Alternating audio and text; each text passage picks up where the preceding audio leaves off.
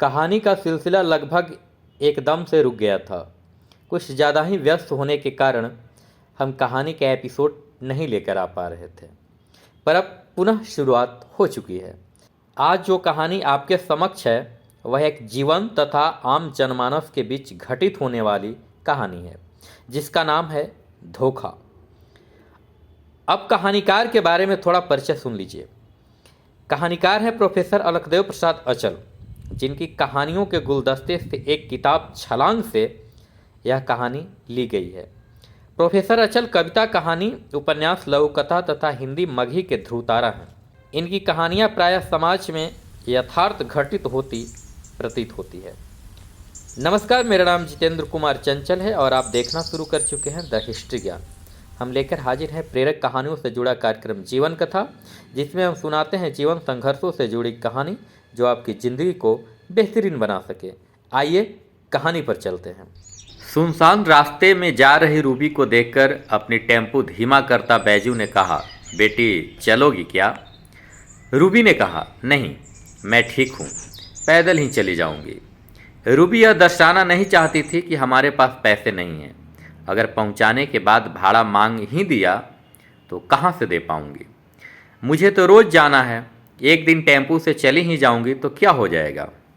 Tempo वाला तो चला गया, पर बैजू रास्ते भर सोचता रहा कि माल तो अच्छा है, इसे तो काफ़ी पैसे मिलेंगे, इसे फंसाना बहुत ज़रूरी है। दरअसल जिसकी मानवता खत्म हो जाती है वह किसी भी हद तक गिर सकता है। बैजू रूबी को नज़र पर चढ़ा लेता है। वह समझ जाता है कि यह लड़की इसी टाइम के आसपास गांव से चलती है। दरअसल रूबी आईएससी में पढ़ ही रही थी कि उसके पिता की मौत एक सड़क दुर्घटना में हो गई थी। रूबी की आर्थिक स्थिति काफ़ी दयनीय थी। पिता रामदास एक मजदूर थे। पिता की मौत के बाद घर की सारी जिम्मेदारी माँ ममता पर आ गई थी, पर वह करती भी क्या? वह भी तो किसी के यहाँ मजदूरी कर ही न जुमाती। रूबी इस बात को अच्छी तरह समझने लगी थी। यही सोचकर वह गांव के 10-5 बच्चों को ट्यूशन भी पढ़ाना प्रारंभ कर चुकी थी। वह सोचने लगी थी कि चलो, कॉपी कलम के लिए माँ पर तो बोझ नहीं रहेगा। 7 साल का एक भाई राकेश भी था, उसको भी कॉपी कलम के लिए रूबी ही दे देती थी। घर के कामों में हाथ भी बटाती थी। जबकि रूबी गांव घर के लड़कों की मनोभावना भी समझने लगी थी। चूँकि रूबी का जन्म गरीब घर में जरूर हुआ था, पर थी काफ़ी खूबसूरत, इसीलिए गांव घर के लड़के भी उसे देखकर आंख मुंह मारते रहते थे। परंतु जब तक लड़की राजी नहीं होती तो लड़कों का आंख मुंह मारना निरर्थक ही साबित होता है। रूबी उस पर थोड़ा भी ध्यान नहीं दे पाती थी। जानती थी कि समाज में भले बुरे लोग, सभी तरह के लोग रहा करते हैं। रोज की तरह जब एक दिन रूबी घर से निकली तो उसे क्या पता था कि यह हमारे घर से निकली अंतिम यात्रा होगी। वह पहले की तरह निर्भीक रूप से उसी सुनसान रास्ते से चली जा रही थी। छिटपुट आते जाते साइकिल सवार या एकाध वाहन मिल जाते, पर रूबी को उससे क्या मतलब था? रास्ते में सड़क के किनारे कहीं ऊंचे ऊंचे छतनार पेड़ भी थे तो कहीं झाड़ियाँ भी थी। सिंचाई का कोई वैसा साधन नहीं था, इसलिए अधिकांश जमीनें पड़ती थी जिसमें जहाँ तहाँ छोटे बड़े पेड़ थे। हवा के झोंकों में पेड़ों की डालियाँ अपनी मस्ती में झूम रही थी। रूबी जिस उबड़ खाबड़ सड़क से चली जा रही थी उसी में पीछे से एक टेम्पू चली आ रही थी, जिस पर यात्री के नाम पर एक नौजवान बैठा था। ऐसा लग रहा था कि उसके लिए यात्रियों का घोर अभाव था। रूबी अपनी धुन में चली जा रही थी कि टेम्पू चालक ने उसे 4 कदम आगे बढ़ाकर टेम्पू रोक दी। रूबी के पास पहुंचते ही टेम्पू चालक ने कहा, बेटी तुम रोज़ पैदल ही जाती हो, तुम्हारा दुख मुझसे देखा नहीं जाता। मुझे इस रूट में नियमित रूप से चलना होता है, तो मैं तुझे बिना भाड़े के शहर भी पहुंचा देता और घर भी। कुछ काम से गांव गया था, इसीलिए यात्री भी नहीं है। यात्री होते तो एक बात भी होती, आखिर गाड़ी तो खाली ही है। अगर कोई ऐतराज़ ना हो तो बैठ जाओ, तुझे बैठा लेने से डीजल तो अधिक नहीं जल जाएगा, आखिर शहर ही तो जा रहा हूँ। सीधी साधी रूबी को अधेड़ उम्र के टेम्पू चालक की चिकनी चुपड़ी बातों में कोई दगाबाजी नहीं लगी। अभी किशोर उम्र की रूबी को क्या पता कि छद्म चाल की बातें अक्सर मीठी होती है। रूबी टेम्पू पर बैठ जाती है। बगल में अनजान नौजवान बैठा होता है जो बड़ी चालाकी से बहन जी कह के कुछ पूछ रहा था और हाथ में लिए रुमाल उसकी नाक के पास ले जा रहा था। थोड़ी ही देर में रूबी झपकियां लेने लगी तो युवक ने नशीली चीज को नाक के पास रखते हुए उसे थामे रहा। जब रूबी अचेत हो गई तो उसे सीट पर लिटा दिया और एक चादर से ढक दिया ताकि देखने वालों को लगे कि यह टेम्पो किसी मरीज को अस्पताल ले जा रही है। टेम्पो चालक और युवक काफ़ी प्रसन्न दिखे। अब टेम्पो चालक ने टेम्पो की रफ्तार तेज कर दी। मन में यह भी सोचता जा रहा था कि वैसे तो दूसरी लड़कियों को 2-3 हज़ार ही देती थी जिसे रख लेता था, पर इसका तो 5,000 से कम न लेंगे। मांग तो 6-7 हज़ार ही करेंगे।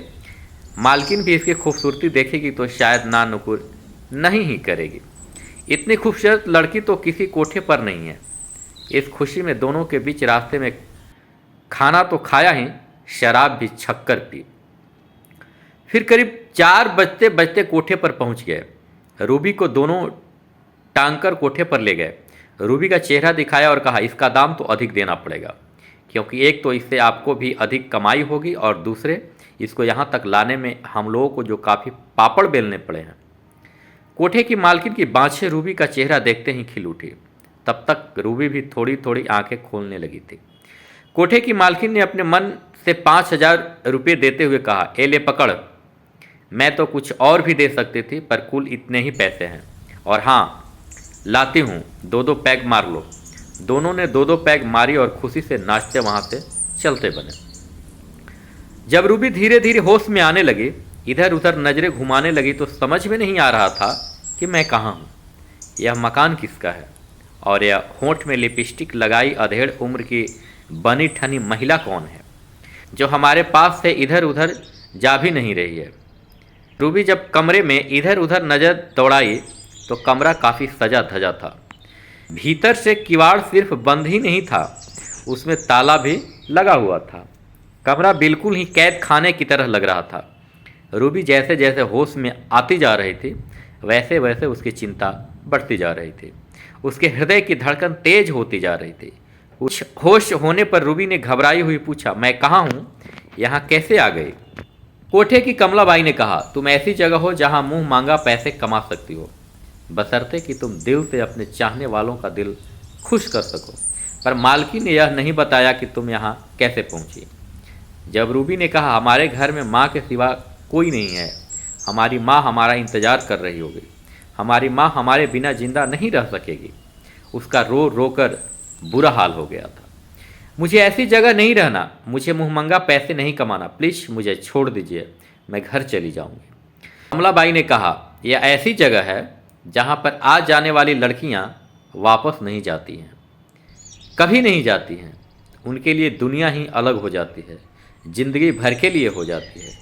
इसीलिए तुम भी यहाँ से पुनः अपने घर लौटने की बात ही अपने मन से निकाल दो।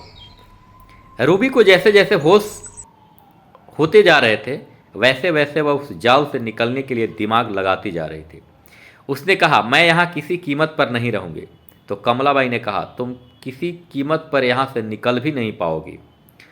रूबी ने कहा, क्यों, हमारा मन नहीं है यहाँ रहने का। कमलाबाई ने कहा, यहाँ अपने मन से कोई नहीं आता, पर जो चली आती है वे लौट कर नहीं जा पाती है। रूबी ने कहा, मुझ पर रहम कीजिए, आपकी तरह हमारी भी माँ है, रो रो कर जान दे देगी। इस पर कमलाबाई ने कहा, यहाँ रहम नाम की कोई चीज़ नहीं होती, इसलिए तुझे भलाई इसी में है कि तुम अपने घर परिवार को सदा के लिए भूल जाओ। रूबी ने कहा, तो क्या हमारा मन रहने का नहीं रहेगा, फिर भी रहना होगा? कमलाबाई ने तेवर बदलते हुए कहा, हाँ फिर भी रहना होगा, क्योंकि तुझमें हमने रुपए लगाए हैं, फोकट में तुम नहीं मिली हो, फिर हम तुझे कैसे छोड़ देंगे। फिर रूबी ने अपने दिमाग पर बल देकर सोचने लगी। तब उसे याद आया कि घर से जब पढ़ने निकली थी तब एक टेम्पू वाला ने तो टेम्पू पर बैठाया था, मुझे तो वहाँ उतारने के लिए कहा था जहाँ उतरना था, फिर यहाँ कैसे आ गई?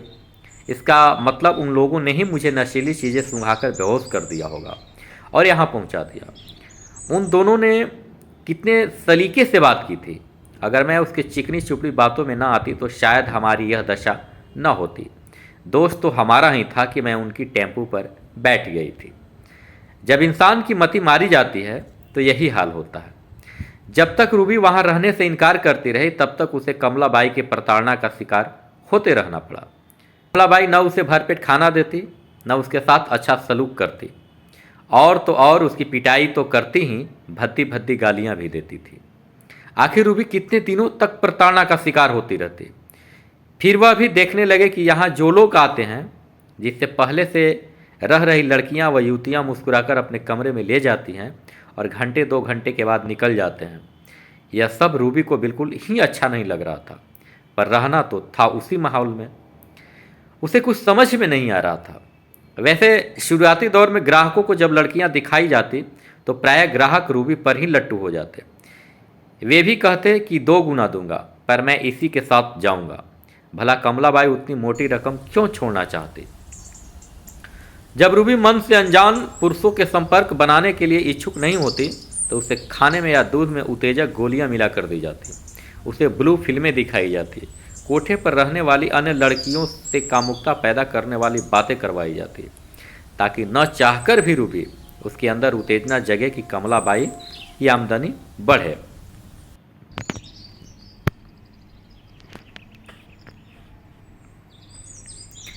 आखिर आदमी तो आदमी ही होता है, उस पर इन चीज़ों का प्रभाव भी तो कैसे न पड़ता। जब घास पात खाने वाले जानवर दाना चुगने वाली चिड़ियों में उत्तेजना पैदा हो सकते हैं तो रूबी तो लड़की ही थी। रूबी कोई पत्थर तो थी नहीं। फिर क्या था। जैसे जैसे रूबी ग्राहकों के संसर्ग में आने लगे वैसे वैसे न चाहकर भी उस रंग में ढलने लगे। उसे जब कभी कष्ट भी महसूस होता तो जब कभी आनंद की अनुभूति भी होती। फिर भी वह अपनी माँ और अपने छोटे भाई को चाहकर भी विस्मृत नहीं कर पा रही थी। वह जब भी अकेले में रहती तो माँ और भाई पर ध्यान चला जाता। रूबी तो जान चुकी थी कि इस नरकालय में जो कदम रख देती है उसे यहाँ से निकलना मुश्किल ही नहीं, नामुमकिन भी होता है। रूबी के स्वीकारने के बाद कमलाबाई का धंधा चल पड़ा था। आमदनी में काफ़ी बढ़ोतरी हो गई थी। कमलाबाई जिस ग्राहक के सामने रूबी को करती वह उसे पाने के लिए मचल उठता। वह जब अन्य कोठे वालियों से 2-3 गुना अधिक देने के लिए तैयार हो जाता। कमलाबाई भी ग्राहकों की नब्ज को अच्छी तरह पकड़ चुकी थी, उसे भुनाती भी जा रही थी। जब रूबी की वजह से कमलाबाई की आमदनी बढ़ चुकी थी तो रूबी को किसी भी तरह की कोई कमी नहीं थी। पहनावा से लेकर मनपसंद खाने के लिए भी मिलने लगे थे। सब कुछ के बाद भी उसके हृदय में एक टीस तो थी ही। उसे लगता था क्या यही हमारे जीवन का साध्य बनकर रह जाएगा। यह कैसी जिंदगी है जहां भौतिक सुख की तो कमी नहीं है पर किसी तरह की स्वतंत्रता भी तो नहीं है। यह तो कैद खाने का जीवन है। अब कमलाबाई भी रूबी के प्रति आश्वस्त हो गई थी कि रूबी पूरी तरह एडजस्ट कर गई है। शुरुआती दौर में घर परिवार से बिछोड़ने का गम तो सभी को होता है, यह तो स्वाभाविक है। पर यह सच था कि कमलाबाई अभी तक रूबी के अंदर की छटपटाहट को भांप नहीं पा रही थी। उसी शहर में सुकेश नाम का एक लड़का था जिसका अच्छा खासा व्यवसाय था। सुकेश अपने माँ बाप का इकलौता संतान था। माता पिता ने बचपन में पढ़ाने की खूब कोशिश की थी। एक ही तो है, पढ़ लिख जाता तो अच्छा रहता, हम लोगों के पास कमी क्या है। पर सुकेश के लड़कपना ने सारी उम्मीदों पर पानी फेर दिया था। वह भी इकलौती संतान होने का नाजायज फायदा उठाते रहता था। पर हाँ, उसके पिता के व्यवसाय में हाथ बटाने में अच्छा लगता था। शायद इसीलिए भी कि दुकान पर रहने से उसकी जेब भी खाली नहीं रहती थी। फिर निकल जाता तो खुद तो होटलों में खाता ही अन्य साथियों को भी खिलाता था। सुकेश को पढ़ने में मन तो नहीं लगता था पर हमदम उम्र की लड़कियों के साथ प्यार मोहब्बत करने का चस्का उसे बचपन से ही लग चुका था। एक तो खुद अन्य लड़कों की अपेक्षा अधिक अप टू डेट रहता था, दूसरे खर्चीला भी था। लड़कियों पर लुटाने में जरा भी संकोच न करता था। जब पिताश्री की तबीयत कुछ ढीली होती तो दिन भर दुकान पर सुकेश ही रहने लगा था। साल 6 महीने होते होते सुकेश खुद बाहर से माल भी मंगाने लगा था और खुद दुकानदारी भी संभालने लग गया था। उम्र के अनुसार उसके पिता परमेश्वर भी उस पर पूरी दुकानदारी छोड़ने लगे थे। वे जानते थे कि जिम्मेदारियों से ही मन मस्तिष्क अधिक परिपक्व होता है। वैसे सुकेश अपने व्यवसाय की जिम्मेदारी संभाल तो लिया था पर प्यार मोहब्बत की आदत छूट नहीं सकी थी। दरअसल उसकी उम्र भी वही थी। उसकी आदत ऐसी हो गई थी कि एक लड़की धोखा भी दे देती तो दूसरे को जाल में फंसा ही लेता था, जिसे दुकानदारी करते करते तो बात करता ही रात में बीती रात तक प्यार मोहब्बत की बातें करता रहता था। वह भी इतना धूर्त था कि जानता था कि अधिकांश लड़कियां सिर्फ इस्तेमाल करती हैं, दिल से प्यार नहीं करती। सुकेश भी अभ्यस्त हो चुका था, वह भी प्यार के नाम पर लड़कियों का इस्तेमाल ही करता था। वह जानता था कि कब धोखा दे देगी कहना मुश्किल है। शाम को जब कभी परमेश्वर दुकान पर होते तो सुकेश मन बहलाने के लिए रेड लाइट एरिया की तरफ भी आंखें सेंकने निकल जाता था। शाम सुकेश रेड लाइट एरिया से गुजर ही रहा था कि उसकी नज़र रूबी पर पड़ गई। उसकी आंखें फटी की फटी रह गई। जब सुकेश की नज़रें रूबी से टकराई तो रूबी की मुस्कुराहट ने सुकेश को पागल बना दिया। उसका मन बेचैन हो उठा। वह अपने आप को रोक न सका और पहुंच गया कोठे पर। जब एकांत कमरे में मिला तो पहले तो ऊपर से नीचे तक निहारा।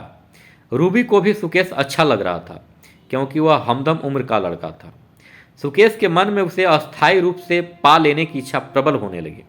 उसने पूछा, तुम इतनी शालीन व सुंदर हो, तुम कैसे इस कोठे पर आ गई? मैं खुद नहीं आई, बल्कि मुझे जाल में फंसाकर यहाँ लाया गया। मैं तो विवश व लाचार हूँ। क्या तुम यहाँ से निकलना चाहती हो? बिल्कुल। हमने बहुत कोशिश भी की, परंतु असफल रही। कोठे की मालकिन यहाँ से निकलने देना ही नहीं चाहती। हमारी माँ और हमारा भाई। कहते कहते रूबी सिसक सिसक कर रोने लगी। चुप कराते हुए कहा, तुम रो नहीं। मैं तुझे वादा करता हूँ कि निश्चित रूप से निकाल दूंगा। निकाल ही नहीं दूंगा, मैं तुझे अपना भी बनाऊंगा। यह कहते हुए सुकेश ने अपना परिचय विस्तार से दिया, जिसमें बताया कि हमारा घर भी इसी शहर में है। कपड़े की एक अच्छी दुकान है और घर का इकलौता लड़का हूँ। घर में माता पिता के सिवा कोई नहीं है। उसके बाद सुकेश वहाँ हमेशा आते जाते रहता। वह रूबी की खूबसूरती का इतना दीवाना हो गया था कि पहले की सभी लड़कियों को भूल चुका था। इधर रूबी भी अलग सपने बुनने लगी थी, मगर सुकेश से शादी हो जाएगी तो माँ और भाई को भी शहर बुला लूँगी। किसी तरह की दिक्कत नहीं होगी। उसे क्या पता था कि यह सिर्फ सपने भर ही रह जाएंगे। ऐसे ही कई महीने बीत चुके थे। सुकेश निरंतर रूबी को आश्वासन की घूंटी पिलाते जा रहा था। वह सप्ताह में 2-3 दिन आ भी जाता। पैसे की कमी तो थी ही नहीं, नई उम्र का था ही, इसलिए आता था और मूड फ्रेश करके चला जाता था। फिर तो इसीलिए भी आने लगा कि शायद नहीं जाऊंगा तो ऐसा न हो रूबी का लगाव दूर हो जाए। जब सुकेश की शादी की चर्चा चलने लगी तो अपने माता पिता के सामने मनसा तो जाहिर किया, परंतु रूबी पर सहमति नहीं बनी। जहाँ उसके पिता परमेश्वर ने साफ कहा, अगर तुम उसे शादी करोगे तो मेरा मुंह न देखोगे। मैं जीते जी अपने खानदान की नाक कटते नहीं देख सकता। वहीं उसकी माँ पार्वती ने कहा, छी छी, हमरे सामने उसका नाम भी मत लो। समूला संसार लड़कियां से खाली हो गया है क्या? हिरंडी पतुरिया को घर में ढुकाने के लिए कह रहे हो? मैं जीते जी उसे तो घर में घुसने नहीं दूंगी। समाज को खिल्ली उड़ाते नहीं देख सकती। अब तो सुकेश ऐसा धर्म संकट में पड़ गया कि उसे न निगलते बन रहा था और न उगलते बन रहा था। और वह रूबी पर इतना लट्टू हो चुका था कि उसके बिना उसे चैन ही नहीं था। वह जहाँ भी जाता अपने सामने रूबी को ही देखता था। अंततः सुकेश अपने घर परिवार के मुंह से बाहर नहीं निकल रहा था। उसे न चाहते हुए भी माता पिता के मन से शादी करनी पड़ी थी। उस दौरान सुकेश महीनों तक रूबी से कटा रहा था। चेहरा देखना या दिखाना मुनासिब नहीं समझ रहा था। यह देखकर रूबी को काफ़ी सदमा भी लगा, क्योंकि सुकेश से मुलाकात के बाद रूबी को पूरा विश्वास हो गया था कि मैं इस कैदखाने से निकलकर खुली हवा में सांस ले सकूंगी। पर मंसूबे पर पानी फिर गया था। उसे अब कुछ भी समझ में नहीं आ रहा था कि अब क्या होगा। कभी कभी सुकेश पर काफ़ी गुस्सा भी आता। जब हमें नहीं अपनाना था तो आश्वासन ही क्यों दिया? उसने धोखा क्यों दिया?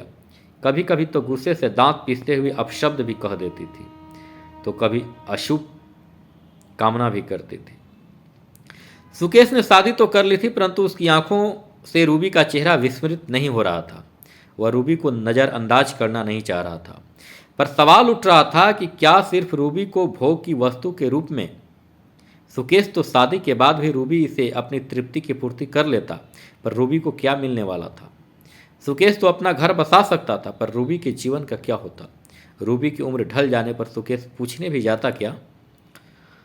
जब शादी के बाद सुकेश रूबी के पास पहुंचा तो अपनी मजबूरियों का रोना तो रोया ही। वह भी आश्वस्त किया कि मैं तुझे नहीं भूलूंगा, इस पर रूबी ने उबलते हुए कहा, काम साधने के लिए हर इंसान मीठी मीठी बातों का ही सहारा लिया करता है।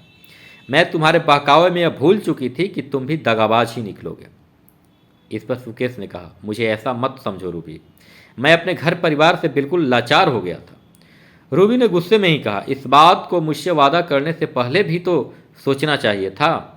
तुम्हारा घर तो बस जाएगा, इज्जत के साथ बस जाएगा, पर मेरा क्या होगा? हमने तो तुम पर भरोसा किया था, अब मैं कहाँ की रह जाऊंगी? देखो सुकेश, मैं भगवान पर तो भरोसा नहीं करती, मुझे जरूर लगता है कि दूसरे की जिंदगी को तबाह करने वालों की जिंदगी भी तबाह हो जाती है। सुकेश की गिड़गिड़ाहट का रूबी पर कोई प्रभाव नहीं पड़ रहा था। सुकेश तो चला गया, पर वह पहले से अधिक कोठे पर आने लगा था ताकि रूबी उसे नफरत न करने लगे। उसे क्या पता कि रूबी के मन में जो उसके प्रति नफरत का बीज पनप चुका था वह धीरे धीरे बढ़ता ही जा रहा था। वह ऊपर से भले प्रसन्न दिखती थी, परंतु भीतर से कूढ़न को बाहर नहीं आने देना चाहती थी। उसे बस यही लग रहा था कि धरती कब फट जाती और मैं उसमें समा जाती। ऐसे ही समय बीतते जा रहे थे। लगातार रूबी को फटकार से सुकेश शराब भी पीने लगा था, उसमें भी काफ़ी मात्रा में। सुकेश जब भी रूबी के पास जाता तो वह समझ जाते कि हमारी खूबसूरती का लुत्फ उठाने आया है।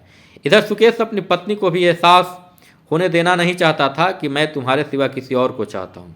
इसी क्रम में उसकी पत्नी के पेट से बच्चा भी पलने लगा था।